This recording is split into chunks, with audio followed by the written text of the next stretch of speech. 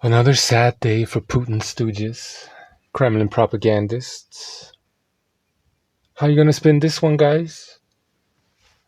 So Georgia is experiencing basically what happened in Ukraine during Maidan. Long story short, the Georgian people were promised they would be in the EU, or at the very least that they would move in that direction, do what needs to be done to become part of the larger economic European community. They even had that put in their constitution, the Georgia Dream Party, which was started out by a Soviet Russian citizen who conveniently changed his citizenship at the time he became involved in Georgian politics. And at first it was a somewhat progressive, I guess you would say, mixed type of party that was skeptical of NATO but pro EU. Because all this rhetoric you hear coming out of the Kremlin, NATO expansion, NATO this, NATO that, and we'll get to that in a second, that's all bullshit. It's not about that. It's about EU pulling these former Soviet republics or countries from the former Soviet sphere of influence, pulling them out of that economic sphere and into the European sphere, because we all know that money makes the world go round. So this is all about money first and foremost, and NATO is just this bullshit talking point that doesn't make any sense, and only ignorant people who don't know dick about dick fall for. Okay, and I'll prove that to you in just a second. But anyway, this Georgia Dream Party, made a lot of promises to the Georgian people. And look, this is, a bird's eye view, very oversimplification of everything, but it's basically the same thing that happened in Ukraine. And then as this party started moving away from EU and more toward Russia, it started losing support in 2020 election or something like that. It lost a lot of support, and it kept moving in that direction. And then we just had another election recently, and the party didn't seem to lose any support, even though the trajectory was right. The way they got into power, the reason why they became so popular is because of the EU promise. And then when they started going back on that promise, people started withdrawing their support from them. And as they moved even closer to Russia with a whole bunch of different laws and policies, and that support in the subsequent election remained more or less the same as in the previous election, a lot of people started asking questions. There's apparently evidence of election fraud and all this other stuff, and the government refuses to have another election or a recount or whatever needs to be done. It basically looks like, yeah, there's been fraud. I don't know the details, but that's what it's looking like, right? It's very suspicious what's been happening. And, the people were promised EU, and then that promise was withdrawn. The same thing that happened in Ukraine, right? The people were promised they were going to be part of the EU, and then the then Ukrainian president had a talk with Putin and withdrew from talks with the EU, right? And the people got pissed off. And this is exactly the same thing that's happening here. These people, look, it doesn't matter what I think, right? It doesn't matter what you think. It doesn't matter what anybody thinks. This is what Georgia wants, right? People in Georgia want to be part of the EU. They want to go get closer to Europe and further away from Russia. Does anybody have any idea why? Because these people know, because their parents and grandparents and great-grandparents told them what it's like to be in the Russians, under the Russian thumb, in the Russian sphere of influence, and they don't like it. They don't want it. And it doesn't matter what I think, right? It doesn't matter what you think. It's all about what the people want, right? that's what the rational right believe, right? Because people of Donbass, blah, blah, blah, blah, blah, right? All this nonsense. Democracy, it's very useful, and we're pro-democracy when it's convenient, right? Keep that same energy, guys. This is what the people want. Are we just going to completely disrespect these people like we did with all the Ukrainians and present them as kind of an amorphous, apolitical blob that doesn't have any aspirations to be anything or anybody? It's just the CIA brainwashing them and thinking for them, and these people don't have any agency, right? It's just they're just brainwashed by the CIA and the corrupt and degenerate West, right? How fucking racist is that? You know what I mean? How disrespectful is that? Anyway, yeah, they were, to me, from where I'm standing, it looks like this Georgia Dream Party was a Trojan horse from the very beginning.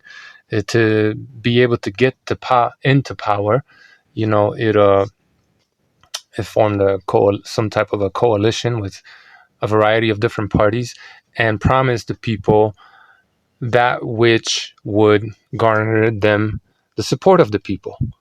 And then when they pulled that out, the people flipped out and stopped voting for them as much, right? And now they're out in the streets because democracy has failed them. The democratic process has failed them. They're not getting what they were promised. Just the same thing that happened in Ukraine.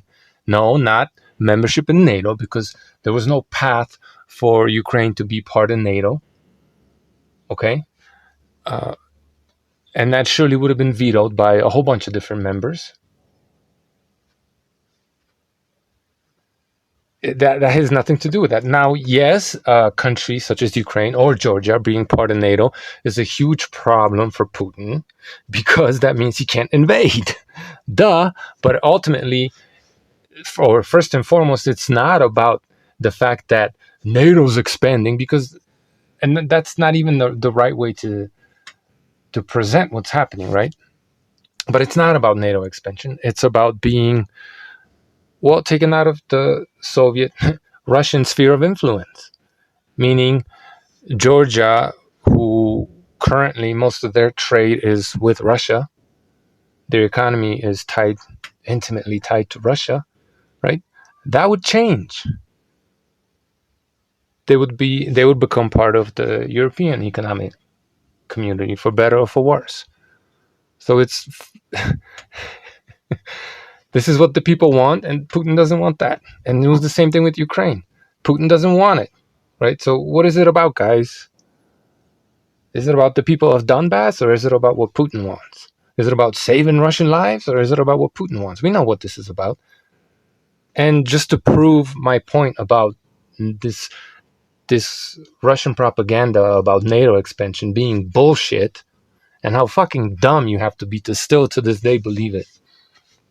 So one of the reasons why Russia is a NATO skeptic, that's putting it lightly, is because from the Russian point of view, from the Russian propagandist point of view, is because, well, NATO is just getting ready to invade Russia, right? To attack Russia, because it's not really a defensive alliance. It's a very aggressive one, because then they give you the examples of, Serbia, Libya, and Yugoslavia. Am I getting this right? They give you these examples of where NATO was basically, they were an aggressor, or they were responding to a conflict aggressively. All those actions, right, by the way, were approved by Russia, because I believe all three of them were done at the behest of the United Nations, which Russia is a founding member of, meaning they have veto power. And in one instance, they did not veto one of these invasions, whatever special military operations. And in two other cases, they voted for them. So you don't get to use that, because Russia was in favor, or at the very least not opposed to any of this, right? It doesn't matter what Putin said afterwards in order to save face and pretend like, he really was Gaddafi's friend. He didn't sell him out or anything like that. Oh, it wasn't supposed to go down like that. Right? Yeah, okay. And I'm not saying like I'm in favor of any of that. I'm just saying like Russia was at the forefront of these approving these operations. They just didn't contribute any military power to this because, well, they didn't need to, and they're not part of NATO. But they approved all of these actions, so you don't get to complain about that being a problem. But this idea that NATO is just getting ready to invade Russia, well, how come they haven't, right? Russia is at its weakest right now, and NATO is dragging their fucking feet, giving Ukrainians what's necessary in order to defeat Russia. So that doesn't make any fucking sense. That's just so ridiculous. It's sad that people actually believe this, right? You're gonna attack a nuclear power like Russia. NATO's gonna attack Russia and risk nuclear war or a nuclear exchange. Yeah, okay, that's fucking stupid. And another thing, this idea that Russia is afraid of having borders with NATO because NATO is an aggressive alliance and they could invade or they could pose problems for Russia or whatever the fuck. It's they're so afraid of bordering NATO because it's a foreign hostile military, right? Supposedly that they have to be afraid of. But Russia doesn't even believe that. Because if they did, they would not have basically abandoned their border with Finland, which they did. It's a fucking ghost town. There's some dude on here on YouTube went to the Russian-Finnish border and there's nobody there, right? Finland had become part of NATO recently. They got a lot of beef with Russia, a lot of historic turmoil, right? If Russia really truly believed that they're at risk of an invasion or any kind of military activity from NATO, they would not have abandoned that fucking border. There's nobody at that border. You could just cross it as if it, without any problems. Again, there's a video of a dude here in YouTube just going to the border and showing you that there's nothing going on. Why would Russia have abandoned a very, very long border with a hostile military if they truly believed that they were at risk of anything there? So it's all bullshit. It has nothing to do with NATO. NATO is a defensive alliance that was created to contain the Soviet Empire, the Russian Empire. Duh. That's all that it is. So at the end of the day, first and foremost, this doesn't really have anything to do with Ukraine wanting to be part of NATO or Georgia even. It has everything to do with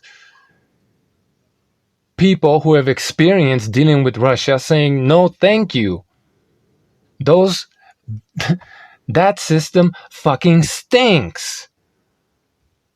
It's corrupt, it's immoral, it's oppressive, it's authoritarian, it's murderous, it's a fucking cancer. We don't want to have anything to do with it. We would rather be part of Western Europe, Western influence, and we would rather have the experience, have the type of prosperity and relative freedom that they have. That's what the people want. But for Russia, that means a loss of another trading partner, big hit, somewhat of a hit to their economy. And strategically, it's, I suppose if somebody one day wanted to invade Russia, yeah, Russia not being able to secure certain geographical borders, mountain ranges, or natural, barriers that could slow down a land invasion into Russia. Yeah, I mean, geopolitically, that also makes sense. But no one's trying to invade Russia, okay? They're just trying to fucking starve that shithole out, break it up, right? Because we don't like colonialism, right? We're done with that. We're a post-colonial world right now. Just listen to the Russian propagandists, right? And being a colonial power is, that's what it is. So fuck Russia and fuck all of you who spit Russian propaganda like a bunch of fucking mindless drones, and a big old special big old fuck you to all the fucking clowns taking Russian money just to spit all this fucking nonsense that doesn't make any fucking sense. I am sure the current narrative is CIA coup and, Western influence and, Georgian people, they don't have any desires. They can't think for themselves. They don't know anything about politics in their own country. Let some fucking coomer in his mama's or grandmother's basement tell everybody, tell them what's what, right? Because these people, they don't have any agency. They're too dumb, too ignorant to understand anything that's going on, and they don't actually want anything. It's just the evil West brainwashing them, right? But yeah, that's what it is. Sure. No, this is just Euro Maidan 2.0, and I hope it doesn't get that bad. But let's just keep it real. Nobody wants a part, not willingly. Nobody really wants a part of this big stinking pile of shit that is Russia. Nobody wants a part in that. Especially all those fucking clowns on here sucking Putin's dick. Okay? Especially them. Give me a fucking break, man.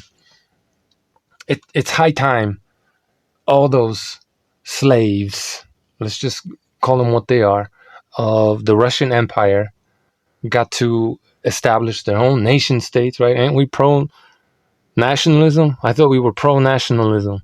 I thought we were pro the will of the people, people power, democracy. I thought we were pro all those things, right? Freedom? No, we don't like freedom anymore. Fuck that shithole that is Russia. It's high time that shit got broken up and all those different nations. How many is it? 150, 200 different ethnicities and nations? It's high time they all got a chance to live the type of life with relative prosperity and freedom that all of you cunts who are so pro-Russia love and get to experience and would hate to be on the other fucking side, huh? You think maybe those people that have been enslaved by the Russian Empire for hundreds, some of them close to 1,000 years, you think some of those people maybe should get a chance to experience the type of life that you have? Maybe? Like running water, a toilet, indoor plumbing, and maybe some heat in the winter. I'm just saying. Are we just gonna act like they're brainwashed by something or somebody?